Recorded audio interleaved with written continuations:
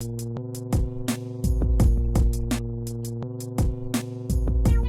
everybody's doing good today. I just want to put up a short video about my dream versus reality situation for the Philadelphia Eagles quarterback edition. Now, with my dream scenario, I'd really like to have Deshaun Watson, but I don't want to pay Deshaun Watson price. You know what I'm saying? Like, if you want to get Deshaun Watson, you're going to need to fork over probably 3 first-round picks normally at any other given time, but with all the allegations and stuff like that, there's actually a pretty good chance he gets released, which I don't think is going to happen, but you never know because everybody be getting released these days. But 3 first-round picks, that's a bit high. I'd like to give up maybe like a second, a first, and Hurts because you can't keep Hurts on the team if Deshaun Watson comes here because the second he struggles, this is Philadelphia, it's going to be a goddamn nightmare. So you got to get him out of town with whatever package of a new quarterback you come in, that's for sure. I know people are going to say, well, Deshaun Watson already said no to Philly. Well, I don't think Deshaun Watson really meant when he said no to Philly.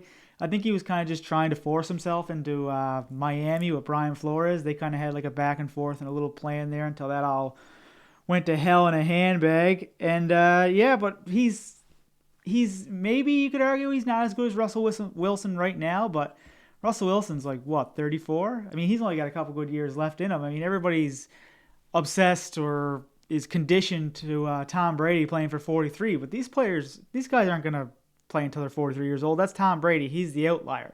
Okay, you'd be good to see 4 more years out of Russell Wilson, at least at like an elite level, because he's going to start dipping because he is a mobile quarterback.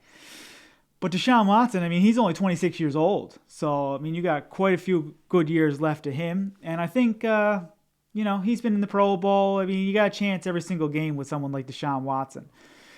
But, with allegations and stuff like that, I think Philly would probably be the best place for him because if you remember when Michael Vick came out of prison, he ended up signing with Philadelphia, and the fans loved him. They embraced him, and they kind of like helped along his journey of, I don't know how you would say it, I guess become a better person. Like that turned out fine. He had 2 great years in Philly, 1 amazing year where he was up for MVP, and hopefully something like that can be good for Deshaun Watson too. Come here and we have a little bit more experience with that maybe than some other teams do, and that's pending if everything goes away. He could land himself in a jail cell, but it doesn't look that way right now. But hopefully you get a little bit of a deal on him because of all this noise that you're going to have to deal with in the future. But he would definitely be my number one scenario that I would want, my dream scenario. But if I had to pick a nightmare scenario, Jimmy Garoppolo, that guy is trash. Okay, do not just stop. Don't even I know Howie Roseman's like, oh, we'll get him for a third and we'll flip. No, don't even bring that bum over here. That I don't even want to I don't even look at him. He's terrible. He's awful. But let's get into my reality situation. Shocker here. I would rather probably just stay with Hurts. I said in a previous video, he probably needs 2 to 3 years to develop into an elite quarterback, which I think he can, but are you going to give him that time? The Eagles got a bit of an aging defense here with Fletcher Cox, and the O-line's getting a little bit older. I guess Jason Kelce really is the only one that's getting a little bit older. I guess Lane Johnson too, but Brooks is gone now. So the team is rebuilding, and I think you could stick Hurts in there for a number of years.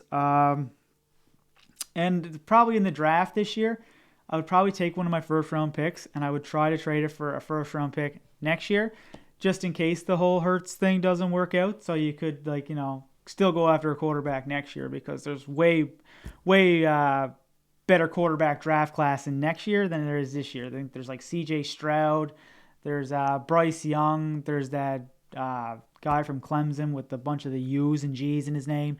Who else is there? Richardson from Florida. There's a lot of quarterbacks anyways. But if I did stick with Jalen Hurts, I would definitely want to bring in a veteran backup. Someone like, I know 2 free agents that would fit in would be Jacoby Brissett, which would probably be my first pick, and Tyrod Taylor. Tyrod Taylor's had some injury history, even though he basically got stabbed by the Chargers training staff in the lung with a needle.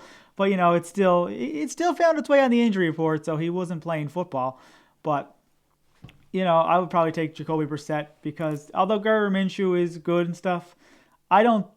I'm not a big fan of having a quarterback that's completely different than your starting quarterback, because then you need a whole new game plan, and that just takes away from everything. And these injuries usually come up at the end of the game, so you got 6 days to basically make a whole new offense. So I don't really believe in that. I understand why we got Gardner, because he's going to be flipped, and I will make a video of what I think we will probably flip him for, because I don't see him staying here this year. He's good enough to be a bridge quarterback somewhere else. You know, he's like a Teddy Bridgewater type. So we'll see what happens there. But those are two quarterbacks that I would definitely keep my eyes on. Maybe like another guy would be Colt McCoy, but he's not as mobile now that he's getting a little bit older.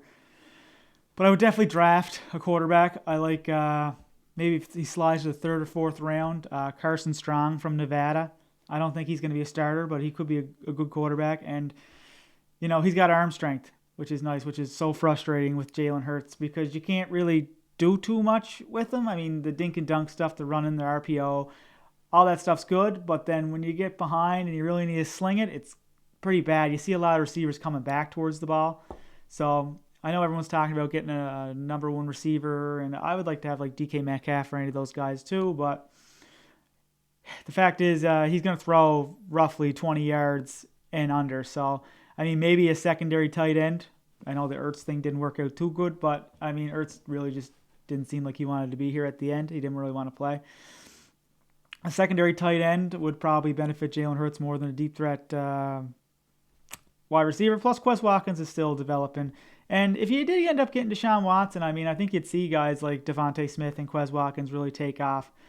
But, yeah, you're going to have to trade for a wide receiver if you get Jalen Hurts, because no wide receiver is going to want to really come here, because it's a lot like Baltimore. It's like, yeah, you're in good situation, but you're not going to get jump off the page stats from them. And as a wide receiver, that's your money. You know what I mean? You're not going to make a lot of money if you're only getting a couple of 600, 700-yard seasons, just because he doesn't throw the deep ball and you can't get those big chunk plays. But there is one area that I would take Jalen Hurts over Deshaun Watson, is because Jalen Hurts is loved in the locker room. They love him, all the players, and they really rally behind him, and they support him. And he's not a drama queen. He passes. He'll take the blame, and he did play hurt last year too in the last couple of games. I think it was his ankle. Probably more serious than we even realized, because there was one game there where he didn't run at all, and that's his bread and butter. So he must have been pretty hurt to not do that. And Deshaun Watson, I mean, he's sitting out and stuff like that. There's been players come out and basically tell him play or don't play or quit. And, not that it's a huge deal, but I understand he's got stuff off the field going on and stuff like that. But he didn't really hear too much about him supporting his teammates or anything like that. Whereas Jalen Hurts seems to be, he bleeds green. He seems like he wants to be here and he would love to be the starting quarterback. Whereas Deshaun Watson has the turning Philly down, even though I do believe that was just a forced job to try to get to Miami and where he wanted to go. But that's basically all I got for today. I'm keeping these videos a little bit shorter, just so you can watch them when you're on the loo, or maybe you're at work taking a break and you really want to get one over on your employer, watch some Eagles video and relieve yourself. But yeah, those are my scenarios. Would be dream scenario: Deshaun Watson immediately makes the Eagles a contender. Reality scenario, we're probably sticking with Hurts if I had to guess. And nightmare scenario is Jimmy Garoppolo. Don't even think about it. The guy's hot garbage. I'll see you later.